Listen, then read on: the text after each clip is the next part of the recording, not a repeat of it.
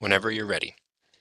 Okay, good afternoon. Thank you very much for joining us and welcome to the Governance and Nominations Committee meeting. And we're looking forward to a good discussion. And I will ask Karen to please take the roll call. Certainly, Madam Chairwoman. Regent Juanita James. I'm here. Regent Ira Bloom. Present. Regent Marty Guay. Present. Regent Rick Porth appears to be absent, and I will note him as such. Madam Chair, you have a quorum. Thank you. Well, why don't we begin the meeting with sort of taking a look at the minutes and approval of the minutes of the prior meetings?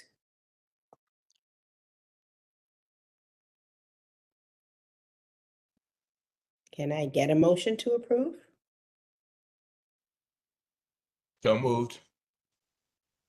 Second? Oh, I've got a second. Do I have a second? I'll second, but I wasn't in the last meeting, so I'm not going to vote on that. Okay. All in favor? Aye. And I'd like to also welcome Terry McTaggart to join us in this conversation. So thank you for joining us today, Terry. Thank you, Madam Chair. I believe the first agenda item, of course, I don't have my agenda pulled up, is for us to have a discussion with respect to some action items on signatory authorities. The first one, is that correct, Karen? That is correct, Madam Chairwoman. It's the CSCU Contracting and Signatory Authority Policy. And with that, I think I'm turning it over to you, Cameron. Thank you. I appreciate it. And good afternoon, Regents. I'm here to discuss the CSCU Contracting and Signatory Authority Policy updates. This policy is an update and replaces the existing BOR Policy 5.1 Delegation of Signing Authority. The current policy, so 5.1 as it sits today, is a very broad delegation of authority to the Chancellor, Presidents, and CFOs. The only contracts that require BOR approval in that policy are contracts that would structurally change the system. So as you can tell, it is a very, very broad delegation of authority. The updated policy also delegates authority to certain executives in the CSU system while introducing provisions to increase BOR insight and oversight and consolidates institutional contracting oversight in the Office of General Counsel.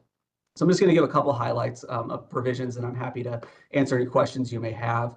But there are two tiers of BOR notice or approval contained in the updated policy. The first is for contracts between 1 million and 2.5 million. All of those contracts, regardless of the substance, are required to be reported to the Board of Regents after execution. The second tier is there's a list, which I'll go over here briefly, require actual Board of Regents pre-approval. So prior to execution, needs to be presented to the Board of Regents for approval. That's going to be contracts over 2.5 million, regardless of the substance. Appointments of independent auditors, any real property transactions, mergers, acquisitions, or closures, contracts impacting tuition and fees, and then debt instruments secured by mortgage, deed of trust, and another pledge of assets.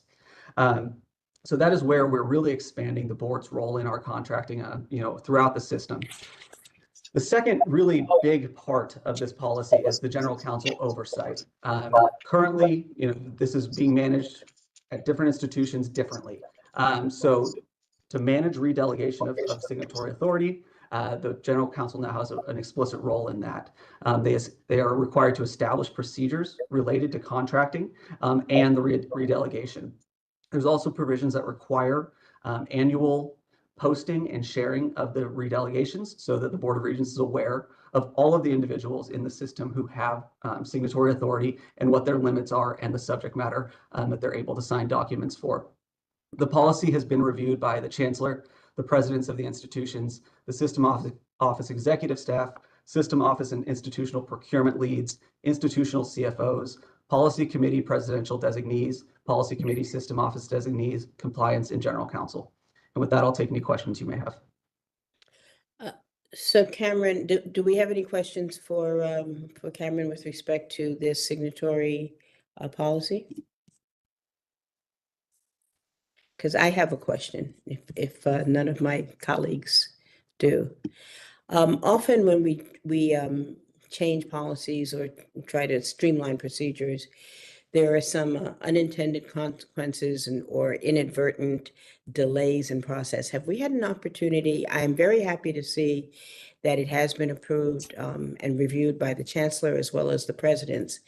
Were there any questions or concerns regarding timeliness or additional burden in terms of being able to in following and adopting these policies, this policy?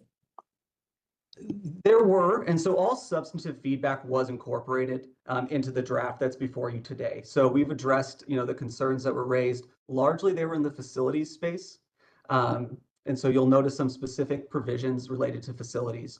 We did ask when it was sent out for review for the CFOs if any of the institutions wanted to share, the number of contracts that could be impacted by this. And we did not receive any feedback that they were concerned about the volume of contracts that would be impacted by this. Okay.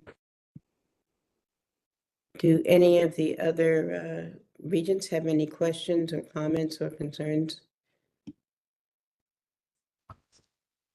Go ahead, Ira. I'll go. Marty, go ahead. I'll follow you. Yeah, Cam, not having a really strong DOA was one of the things we recognized a year, 18 months ago that was a real problem for us. As we look to implement this DOA, do we have a training regimen set up for the system office and the institutions and the board? And as part of the training, do people have to sign off that they've received the training so that we know that no one can say, you know what, I wasn't really aware of that change? I think it's really important that we really have we promulgate a really strong rollout of this and really have people commit to the new process. So specifically about this policy, in terms of training, is that This plus the other. I'm trying to catch up a broader moment inside of the whole system where we've got a lot of people that are, so to say, grandfathered into the system, but have never been through any type of orientation or training to include the delegation of authority. Yeah. And the DOA is really an important piece for all of us to use, right? So I'm thinking that, even though this is a specific change, do we have a delegation of authority orientation or training? And my instincts tell me we got to put everyone through it, including the board. So we do not currently have that. We have developed a couple mechanisms for educating generally about policy changes. So now anytime that a policy is approved by the Board of Regents, the Office of Compliance sends out an email to all employees of the system, highlighting the changes, linking to the actual policy language. So they're getting it that way. We've also started developing on-demand trainings for policies that are going through our learning management system. We can't really develop that until it's approved by the Board of Regents because, of course, the substance of it could change at any point prior to the official adoption by the Board of Regents. So we do have that mechanism out of the Office of Compliance. We've done it for a handful of policies that have moved forward. And we have also just recently created a training that is generally about our compliance that is going to be available for institutions to use and is being integrated into our onboarding for system office employees. Okay. Any other questions or comments? And I believe we had a motion and a second. Yeah, I have, Go ahead, Ira. Madam Chair, I have a few comments, if I may. On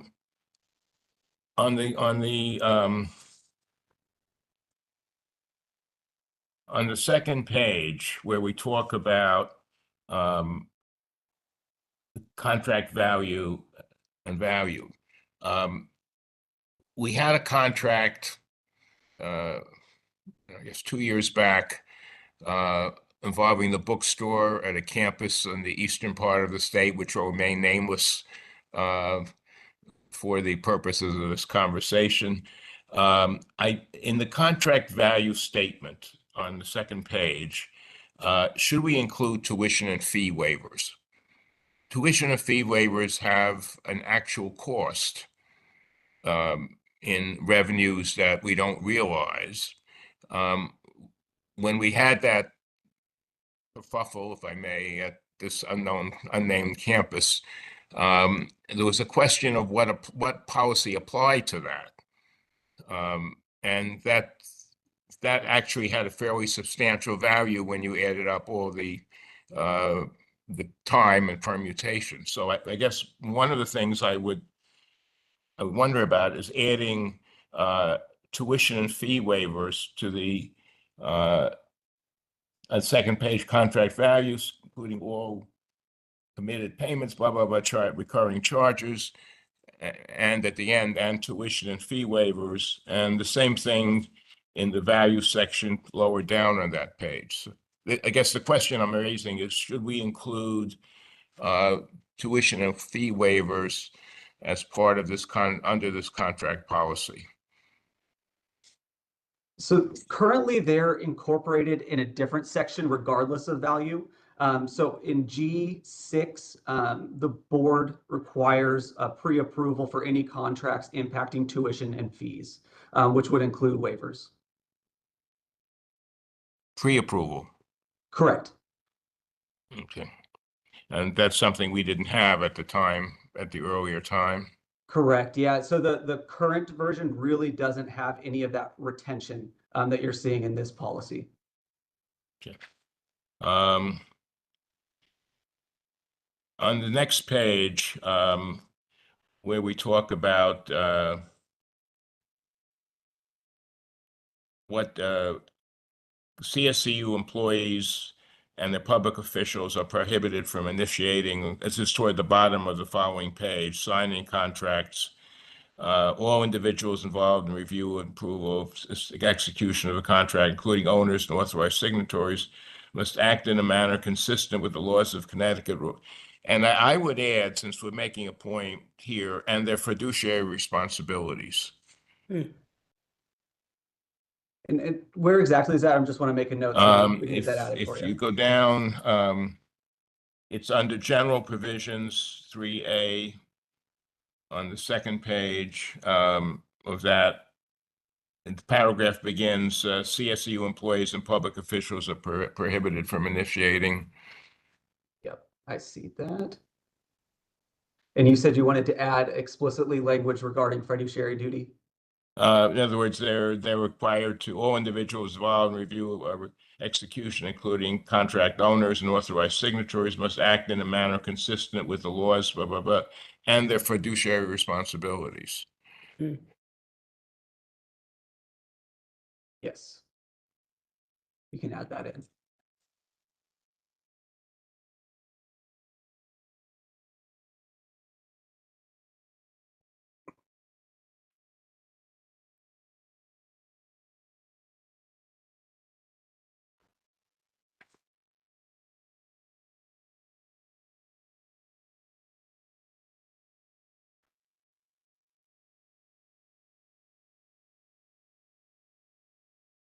Are there any other suggested or questions, concerns, or suggested amendments to the policy as we have, as we are reviewing this?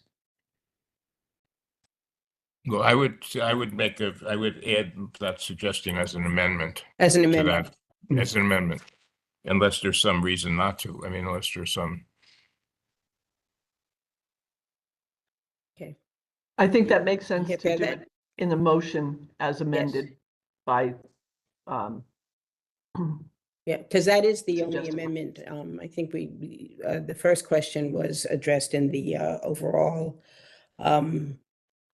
language with respect to tuition and fees in that language. So this would be an amendment to the policy. Or what we're asking for before we vote is, I would now like to have a motion to approve the recommendation, to approve the policy as amended by Regent Bloom. So moved. Second. Okay. All in favor? Aye. Any opposed? Any abstentions? Motion carries, and this will be part of the GNC report to the full board at our next board meeting. Okay. The second agenda item we have for discussion is the committee charter for the Governance and Nominations Committee. This charter was discussed, but we did not officially vote on and approve it. We gave this an opportunity for this committee to review to see if there are any updates or amendments to be recommended. This is the document that we previously discussed and agreed upon, but it's our opportunity to take one more look at it before we again present it to the board for full approval. Are we okay with the duties and responsibilities? Just one correction, Madam Chair. Yes. This did go to the board, but was not incorporated in because there was not a change in the overall bylaws. So this is the opportunity to determine whether or not, as you had indicated, that you're charged with reviewing the charter. And so you were starting with GNC. Right, because one of the things we did say was we would review the charters for all of the committees as we move forward. As part of this committee's work will be to review the charters for all the committees and make sure that they are updated as appropriate.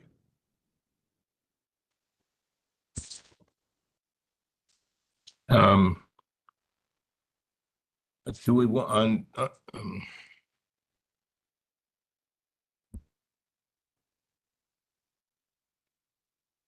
Ira, yes, please go ahead. I have, in the last, at the end, in enforcement, we say CSCU and its institutions are not bound by any promise or obligation made by an unauthorized individual. Do we want to add orally or in writing? Karen? I see no concern with adding that because you can make a deal with somebody and not document it. In writing, I mean. I'll add that as well, Karen. Thank you.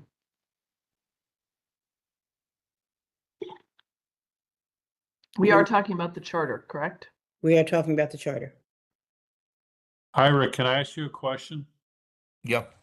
Why did you want to do that? The reason I wanted to do that is, I've seen situations where people have come back and said, he promised this, a board member, somebody promised this, and orally. And, we're saying we're not bound by any promise or obligation by an unauthorized individual, which is a pretty broad statement. And it probably includes any promise that would be either in writing or but I just want to see if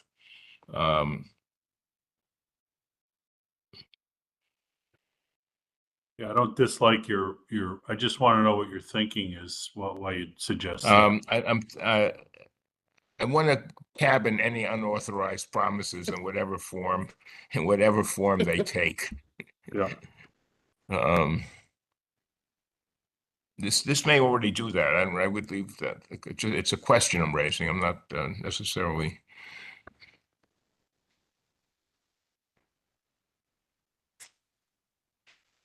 And Karen, I believe this is on the signatory authority. It's on the signatory Policy. authority. It's the last paragraph of the signatory authority. Last paragraph, very last Yeah. paragraph, yeah. I don't think that is a substantive change and to add orally or in writing. I think it's clarifying. And so So we don't need to go back and amend. As long as the committee is comfortable with the amendments the motion was as amended by Regent Bloom. So as Yes. long as the committee is comfortable with that additional add, I believe that the motion covers it. Okay, thank you. Now, I believe that is, are there other questions, concerns regarding the committee before we move into executive session regarding these two items?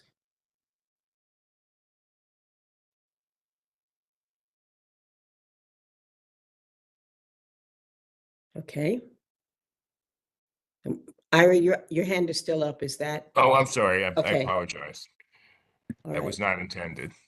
I just wanted to make sure that we don't Thank you. miss any comments or observations. Thank you. No, thank you. Okay, so before I call for a motion to move into executive session, let me state that the members of all the Governance and Nominations Committee will move into executive session in accordance with 1-200 subsection E of the general statutes for the purpose of discussing draft documents. No votes will be taken in executive session. The committee will not reconvene today following executive session, and it is anticipated there will be no action or votes by the committee following executive session. The only remaining item will be to adjourn the meeting. In addition to the committee members, the only individuals who will be in attendance in the executive session are John Maduco, Interim Chancellor, Karen Buffkin, General Counsel, Jessica Paquette, Vice Chancellor and Chief of Staff, Adam Joseph, Vice Chancellor for External Affairs, and Terrence McTaggart of AGB, Association of Governing Boards, as these individuals have testimony or opinion that is pertinent to the matter being discussed. Therefore, allow me to call for a motion to move to executive session for the purpose as I have described above. May I have a motion? So moved. Second. Second. All in favor? Aye. Aye. Opposed? Okay, motion carries. Brandon, I believe you can,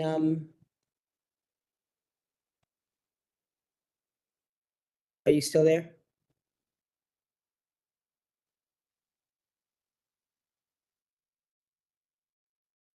Ben? Brandon?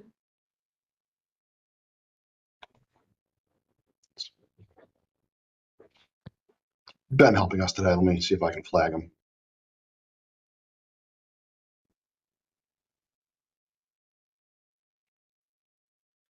Thank you, Adam.